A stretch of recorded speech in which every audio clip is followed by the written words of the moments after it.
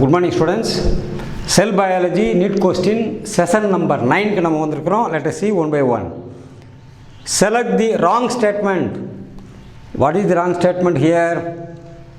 Both chloroplast and mitochondria contain inner and outer membrane. Inner and outer membrane ரெண்டுக்குமே இருக்கு. So that is a correct statement. Both chloroplast mitochondria have an internal compartment. Okay, ரெண்டுக்கு internal compartment இருக்கு. And the thylakoid space bounded by thylakoid membrane. ஆஹா, இது ஒரு question. அடுத்து both chloroplast and mitochondria contain DNA. So these also, C is also a correct statement. What is D? Chloroplasts are much larger than mitochondria. அதுவும் correct. So A, C and D, three statements are correct. So statement B is the answer. Correct answer is statement B, but it is a wrong statement. ஏன்னா select the wrong statement. அதான் question. Why it is wrong?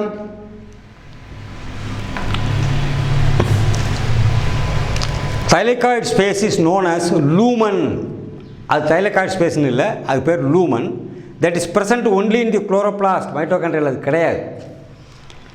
The inner membrane of the mitochondria is folded to form cristae. அப்போ இந்த ரெண்டு இதுவும் name வித்தியாசப்பட்டுருச்சு. ஒன்று குளோரோபிளாஸ்டுக்கு உள்ளது, இன்னொன்று மைட்டோகாண்ட்ரியாவுக்கு உள்ளது. ரெண்டுக்கும் உள்ள காமனான விஷயம் இந்த தைலகாய்டு ஸ்பேஸுங்கிறது கிடையாது. So that statement is wrong. Next question. Which of the following statement regarding mitochondria membrane is not correct? Not correct. அது நோட் பண்ணிக்கங்க. The enzymes of electron transfer chain are embedded in outer membrane. Mitochondrial outer membrane la electron transfer கான enzymes இருக்கு. The inner membrane is highly convoluted, forming a series of infoldings. So B is a correct statement. The outer membrane resembles a sieve. That is also a correct statement. Outer membrane resembles a sieve. The outer membrane is permeable to all kinds of molecules. அதுவும் correct தான். So answer A is not correct. So answer A is the correct answer because it is the incorrect statement. Why it is incorrect? The enzymes of electron transport chain are in the inner membrane. மைட்டோகாண்ட்ரியோட inner மெம்பரேனில் தான் அது enzymes இருக்குது. Outer membrane is enzymes involve in lipid synthesis, அதாவது mitochondrial lipid synthesis. And these enzymes that convert lipid substrates to other forms are subsequently metabolized in the matrix. Outer மெம்பரேனில் உள்ள இருக்கிறது mitochondrial lipid ப்ரொடக்ஷனுக்கான enzymes, அது inner மெம்பரேனில் கிடையாது. Okay, now outer membrane resembles a sieve. அது முதல்ல சொல்லியாச்சு. Permeable to all molecules, அதுவும் சொல்லியாச்சு. என்ன சைஸில் மாலிகூல்ஸ் இருந்தால் போகும்? 10,000 டால்டன் மோல் வெயிட் உள்ளதெல்லாம் போகும், அதுக்கு கீழே உள்ளதையும் போகும். ஸ்மால் ப்ரோட்டீன்ஸ் கூட பாஸ் ஆகிரும். Inner membrane is impermeable, highly convoluted and infoldings known as cristae, that is in the matrix space. So மைட்டோகாண்ட்ரியாவோட என்ன இன்கரெக்ட் திங் வந்து the enzymes of electron transfer chain are embedded in outer membrane. Outer மெம்பரேனில் கிடையாது. That is there in the inner membrane. Major breakthrough in study of cells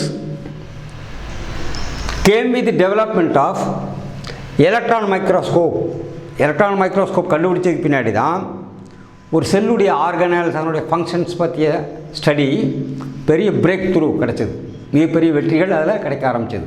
பல தெரியாத விவரங்கள் தெரிய ஆரம்பிச்சது. காரணம் என்ன? Resolving power of electron microscope is 200 to 350 nanometre as compared to 0.1 to 0.2 nanometre for light microscope. Resolving power electron மைக்ரோஸ்கோப்பில் higher. Electron beam passes through thick materials, whereas light microscope require thin sections. அந்த செல் sections தின்னாக இருந்தால் தான் light மைக்ரோஸ்கோப்பில் use பண்ண முடியும், electron மைக்ரோஸ்கோப்பில் use பண்ண முடியாதுன்னு சொல்கிறாங்க. அது கிடையாது. எலக்ட்ரான் மைக்ரோஸ்கோப்லேயும் தின்னாக வேணும். So answer B is not correct. Answer C, the electron microscope is more powerful than light microscope. Uses the beam of electron which has wavelength much longer than that of photons. இதனால் மிகப்பெரிய வித்தியாசங்கள் வந்துடாது. Resolution power of electron microscope is much higher than that of light microscope.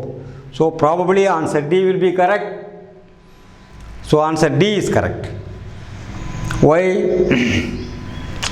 Resolving power of light microscope 0.25 to 0.3 micrometer மட்டும்தான் அது resolving power. Electron microscope 2 to 10 Armstrong units. But theoretically 0.25 Armstrong நாங்கள் சொன்னால் கூட it is 2 to 10 A. இதனுடைய meaning என்ன?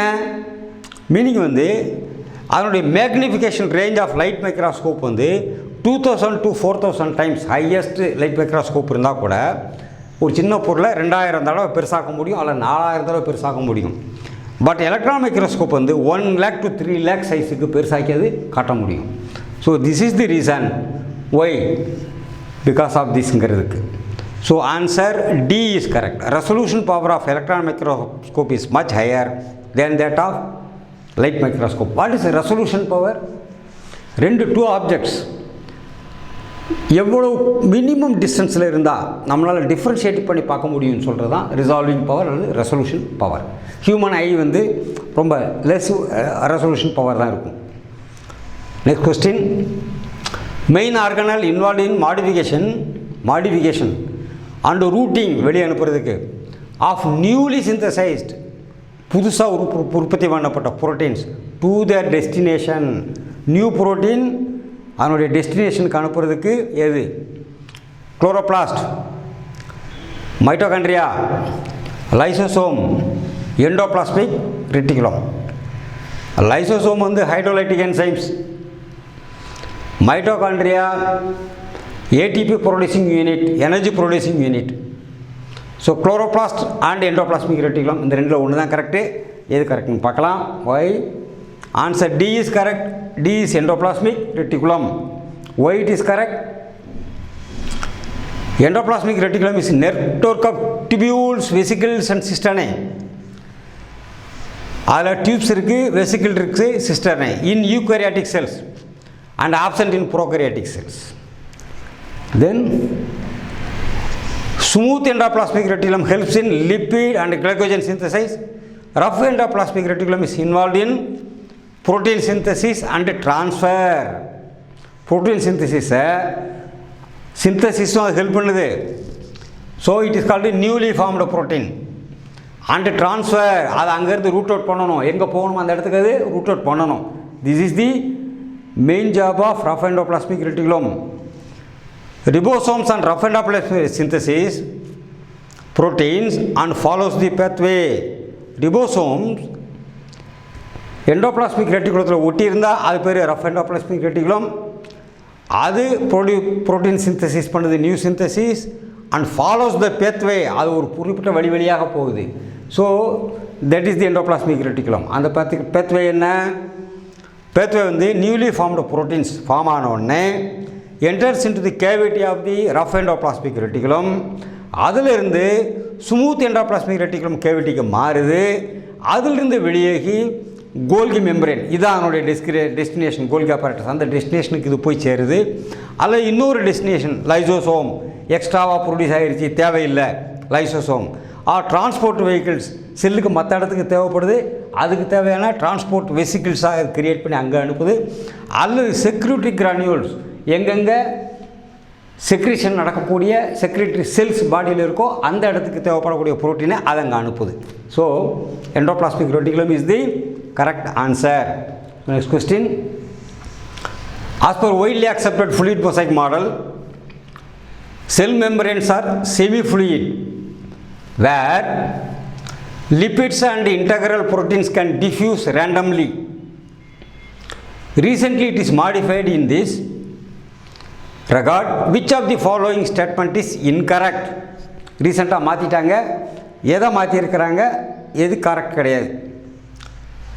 Proteins in cell membranes can travel within the lipid layer. Yes, can travel within the lipid layer, அது correct தான். Proteins also can flip flop movements in the lipid layer.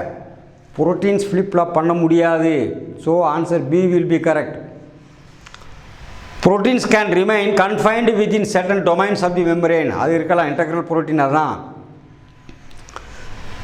Many proteins remain completely embedded within the lipid layer. அதுவும் correct தான். So probably answer B is correct. B என்ன சொல்லுது? Proteins can also flip-flop movements in the lipid layer. அப்போ என்ன அர்த்தம்? இது correct இல்லை, this is incorrect. எது இன்கரெக்ட்னு கேட்குறாங்க. This is incorrect. ஏன் ப்ரோட்டீன் ஃப்ளிப் ஃப்ளாப் பண்ண முடியாது, லிப்பிட் மட்டும் தான் பண்ண முடியும். So B is the answer. Statement B is incorrect because flip flop or transmembrane movement is due to migration of lipid molecules from one lipid monolayer to other monolayer of lipid bilayer. Lipid பைலேயரில் இது ஒரு bilayer, இது ஒரு layer, இது ஒரு layer. So two சேர்ந்து 2 bilayer. அதில் என்ன ப்ரோட்டீன்ஸ் போக முடியாது, இந்த லேயர் இந்த அடுத்த லேயருக்கு ப்ரோட்டீன் போக முடியாது, லிப்பிட்ஸ் மட்டும்தான் போக முடியும். So dear students, thank you very much for the session. We will see in the next discussion.